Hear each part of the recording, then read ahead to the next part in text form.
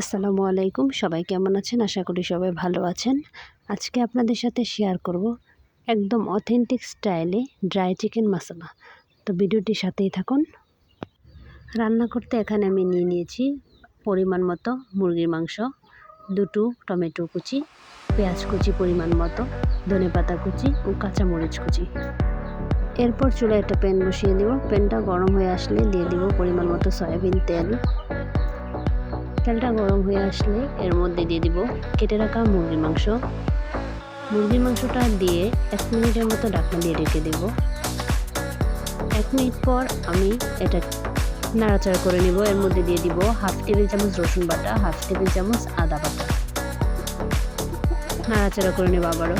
এর মধ্যে এ পর্যায়ে অ্যাড করে দেব 1/2 টেবিল চামচ গোলমরিচের গুঁড়া। এখানে আমি সাদা গোলমরিচটা নিয়েছি, আপনারা চাইলে কালো গোলমরিচের গুঁড়াও দিতে পারেন। ঢাকনা দিয়ে ঢেকে দিব মিডিয়াম লো আছে 10 মিনিটের মতো। 10 মিনিট পর নাড়াচাড়া করে আমি এর মধ্যে অ্যাড করে দিব টমেটো কুচি, পেঁয়াজ কুচি, দিয়ে দিব পরিমাণ মতো টেস্টি সল্ট, দিয়ে ভালোভাবে নাড়াচাড়া করে আবারও ঢাকনা দিয়ে ঢেকে দিব 5 মিনিটের মতো।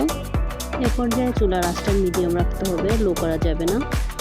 5 মিনিট পর ঢাকনাটি খুলে এর মধ্যে দিয়ে দিব 2 টেবিল চামচ পরিমাণ টমেটো সস, 2 টেবিল চামচ পরিমাণ সয়া সস। নাড়াচাড়া করে নেব। এর মধ্যে অ্যাড করে দিব স্বাদ অনুযায়ী সামান্য পরিমাণ লবণ। লবণটা সাবধানে দিতে হবে, কারণ সসের মধ্যে লবণ দেওয়া থাকে। এর পর্যায়ে অ্যাড করে দেব লেবুর রস। এখানে আমি একটা লেবুর অর্ধেক লেবু নিয়েছি, আপনারা আপনাদের টক অনুযায়ী দিতে পারেন। এর মধ্যে অ্যাড করে দিব ধনেপাতা কুচি ও কেটে রাখা কাঁচামরিচ কুচি, দিয়ে ভালোভাবে নাড়াচাড়া করে 2 মিনিটের মতো রান্না করে নিতে হবে। 2 মিনিট পর আমার রান্নাটা শেষ। দেখুন আমি সার্ভ করে নিলাম। দেখতে কতটা সুন্দর হয়েছে। রেসিপিটি যদি ভালো লেগে থাকে বাসায় একবার ট্রাই করবেন ও লাইক দিয়ে পাশে থাকবেন। সবাই ভালো থাকবেন।